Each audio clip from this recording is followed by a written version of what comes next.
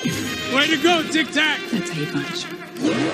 Wakanda forever! Nah, you wouldn't have heard of me. Let me put you on hold. Dance off, bro! He's a friend from work! I can do this all day. Yeah, I know. What up, guys? It's Dom, and welcome back to another movie review. Today we are going over and ranking Project X. Project X, released in 2012, directed by Nima Nourizadeh, three high school seniors throw a birthday party to make a name for themselves. As the night progresses, things spiral out of control as word of the party spreads. Now, before I watched this movie, I only heard good things about it, so I was very surprised when I saw what Rotten Tomatoes and IMDb really did rate it. I honestly thought it was a pretty good movie and had very clever ways of making it look even better.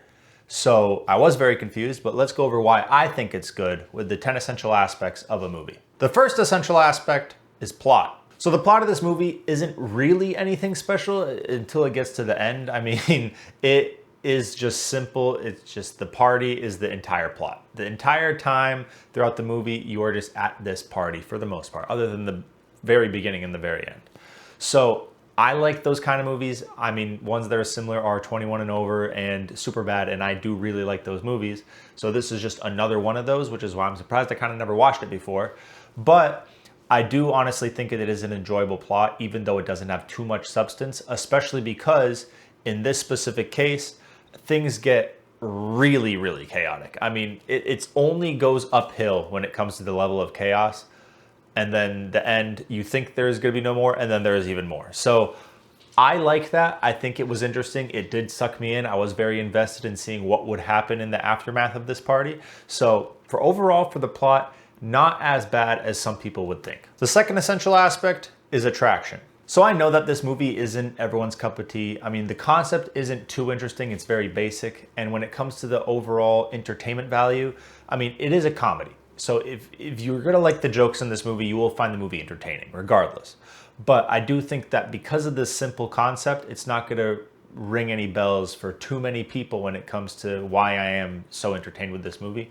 So it's really just, if you enjoy the type of humor that this movie has and you enjoy the concept of this party, then you will enjoy the movie. Both those boxes were checked, so I did enjoy it, but I can't say the same thing for everyone. The third essential aspect is theme. I guess the theme that this movie was kind of trying to convey, I really don't think there was a big general message, but I would say it's never underestimate anyone, because the father was very much underestimating his son, saying that he's not really, doesn't have too many friends, won't, even if he throws a party, it'll be like 3 people. And then this party occurred. So that's kind of how the movie started and ended. So I thought that was kind of the main theme they were going for. But overall, there wasn't any hidden messages or anything that really shouted out at me when I was thinking of a theme. The fourth essential aspect is dialogue. For the most part, I feel like the dialogue was realistic. It did sound like high school seniors just talking to each other, just making jokes, inappropriate, everything. And it made sense. So for me, the dialogue did make sense. There were some points where it wasn't perfect, and clearly it was just younger actors that didn't know fully what they were doing. But for 99% of this movie, I would say that there is good dialogue, at least decent dialogue. The fifth essential aspect is acting. So the acting was by no means bad in this movie. There just isn't really too many actors that stood out to me. Everyone did a good job. They all seemed like kids, but there wasn't any Oscar-worthy performances. I will mention Oliver Cooper, who played Costa. He was the most memorable to me just because of the lines he was given, the way he portrayed this character. He was very funny, very memorable. So I will mention him, but everyone overall did the same decent kind of job. The sixth essential aspect is cinematography. Now, this is where, in my opinion, the movie did really, really good. For the emotional side, it did okay. You do get connected with these characters. You want to see how this party goes. You want to see the main characters and their love interests actually work out. So that it kind of has, but nowhere near the point that the visuals. I feel like for this simple of a concept, all they had to do was just kind of show what was going on. But they chose to spend the entire movie in the POV of one person recording it. There was just one person, I forget the kid's name. It was part of the friend group originally that threw this party, and he wanted to record the entire thing just for memories, I assume. And he ended up being the main lens, I guess, that the audience is viewing this movie through. It is really just the entire time you're either looking through his camera or for a short moment of time, someone else's phone camera or the news or something. It never felt like, oh, this is clearly just a cameraman that's recording this in a stage somewhere in Hollywood. No, it actually did feel like, hey, this party is happening and this guy recorded it all. This is sick. And that's just the entire vibe that this movie gives. So that stood out to me the most. I was impressed that they actually spent the entire movie through this way of viewing it, because I personally haven't seen that, at least in this kind of movie, I have not seen that. So it was very intriguing to me, very interesting. It was pulling me in even more and more.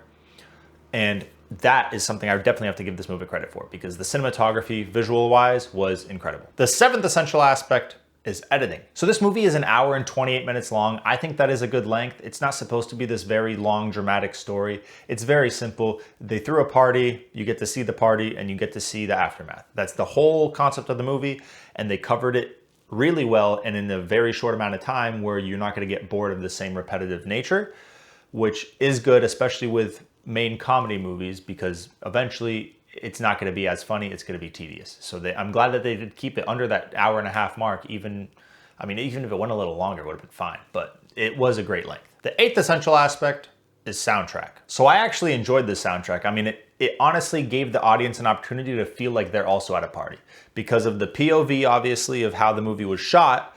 Kind of helped you bring yourself into that world, but also the music that was playing. It just felt like there was always a party going on, which I thought was a good choice. If they made some kind of other just in-between music, it wouldn't have worked that well. But because the only soundtrack was the music that the actual people in the movie were listening to, it made the world come more to life than it would with any other movie. So I think that was a great choice of soundtrack. The ninth essential aspect is directing. So I feel like it's the director's job to take these previous 8 essential aspects, put them together to make a movie that's worth watching. And the director of this movie is Nima Nourizadeh.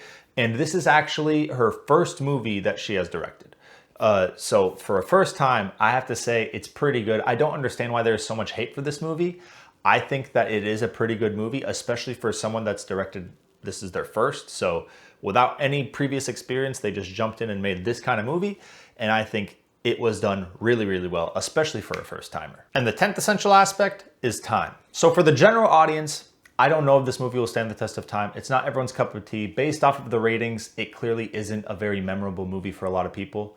For me personally, I do believe that I will remember this movie. I think that this is the movie where I will remember, hey, the best party ever thrown ever was at this guy's house in this movie, and it was amazing.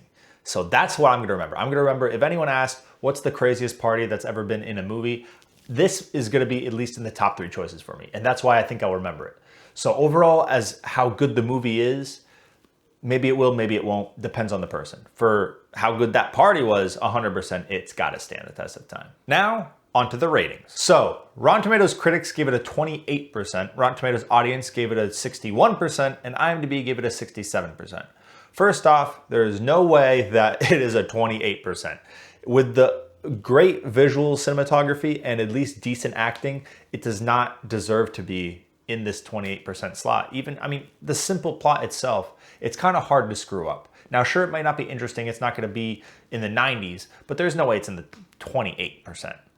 And with the others in the 60s, I mean, I personally believe it deserves to be in the high 70s. I think that is a great place to put it. I think it has the soundtrack, it has the visuals, and it has the at least decent acting to bring it to a movie that I would love to rewatch. I was very entertained during this movie. I feel like it is maybe not the most interesting concept, but it's the most easiest to watch.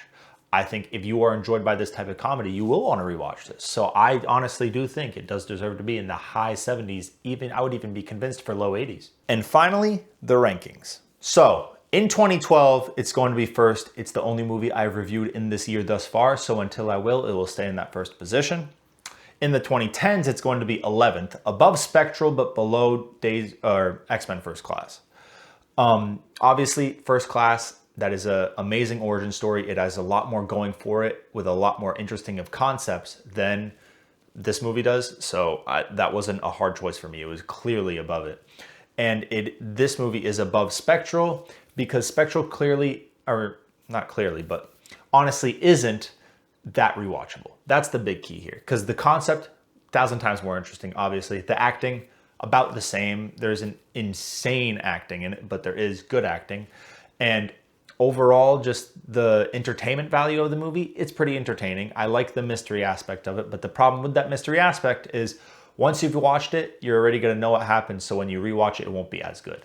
This movie is mainly made for entertainment, so when you're rewatching it, you're just as entertained, because even though you know what happens, you would like to watch it happen again. So that is why I put it above Spectral. And in all time, it's going to be 26th, above Hitman and below Inside Out 2. Now again, Inside Out 2 is one of those movies where this was an easy decision for me. I just think it's better in a lot of different ways. It has the more interesting concepts. The visuals are much more better. Even though I'm talking highly about this movie's, Inside Out 2 still has the better visuals. And especially with adding those new emotions from Inside Out 1 to be able to expand on the world, makes it in itself a better work of cinema. And why I think that Project X is higher than Hitman is simply because both movies to me are mainly for entertainment.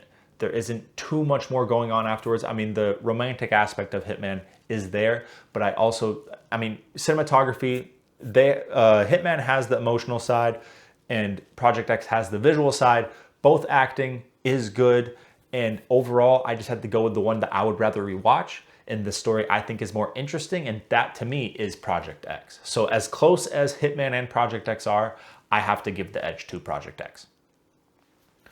That's all I have for Project X. If you guys like this review, make sure to leave a like and subscribe, and make sure to comment what movie or TV show you want me to review next. If you want to see someone that does something very similar, check out my best friend, Mr. Majoritarian. He does the same thing I do, except he does only movies. He doesn't do TV shows like I do as well. And he also ranks them in 2 different all-time lists, one for cinematography and one for entertainment. So if you think that that is something that you would think is a little more interesting than what I'm doing here, definitely go check him out. His link will always be in my description. And I hope you guys have an amazing night. Peace out.